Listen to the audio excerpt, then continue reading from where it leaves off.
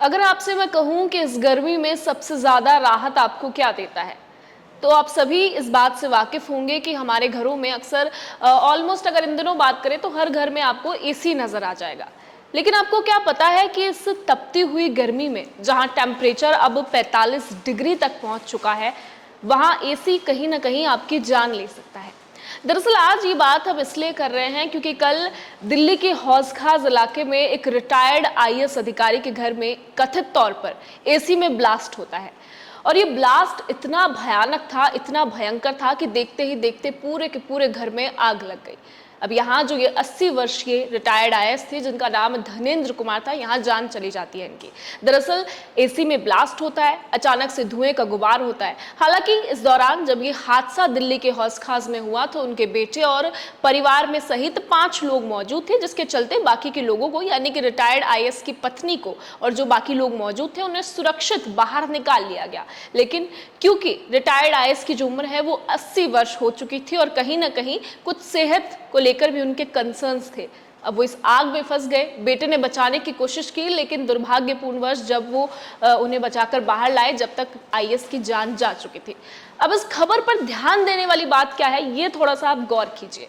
सबसे बड़ी बात कि एसी का इस्तेमाल हम सभी करते हैं, अक्सर हर घर में हर ऑफिस में आपको एसी मिल जाएगा। अब टेम्परेचर 45 डिग्री है तो ये पहली घटना नहीं है कि एसी में ब्लास्ट हुआ हो। लगातार और बार बार इस तरह के वाक्य हमें सुनने को मिलते हैं जहां एसी में ब्लास्ट हो जाता है, कई लोगों की जान चली जाती है।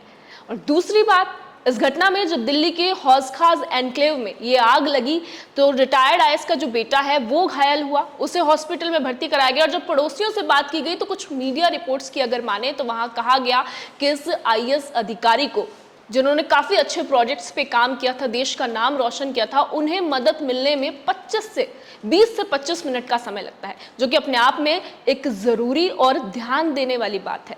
अब पड़ोसियों का आरोप ये है, गुस्से में है लोग और ये भी कह रहे हैं कि जब एक अधिकारी को जब है सहायता मिलने में 20-25 मिनट लग जाते हैं तो आप आम आदमी के लिए क्या उम्मीद करेंगे। सोचिए अगर ये हादसा किसी आम आदमी के घर पे होता तो भी पुलिस किस टाइम पर पहुंचती। अगर अधिकारी के घर 25 मिनट लग रहे हैं तो हो सकता है कि किसी आम आदमी के घर इस फायर ब्रिगेड को और पुलिस को पहुंचने में आधे घंटे से ज़्यादा समय लग सकता है, जो कि किसी की भी जान जाने के लिए काफ़ी ज़रूरी समय है और जो शायद इस केस में हुआ भी। हो सकता है कि अगर ये जो एजेंसीज हैं, जो एम्बुलेंस है या जो फायर ब्रिगेड है वो समय पर पहुंचती तो इस अधिकारी की जान बचाई जा सकती थी।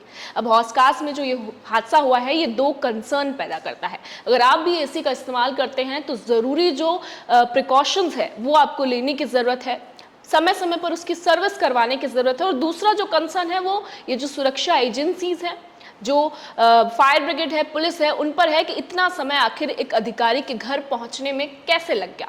और अगर एक अधिकारी के घर पे मदद पहुंचाने में 20 से 25 मिनट लग जाते हैं तो क्या आम आदमी अपनी सुरक्षा सुनिश्चित कर पाएगा।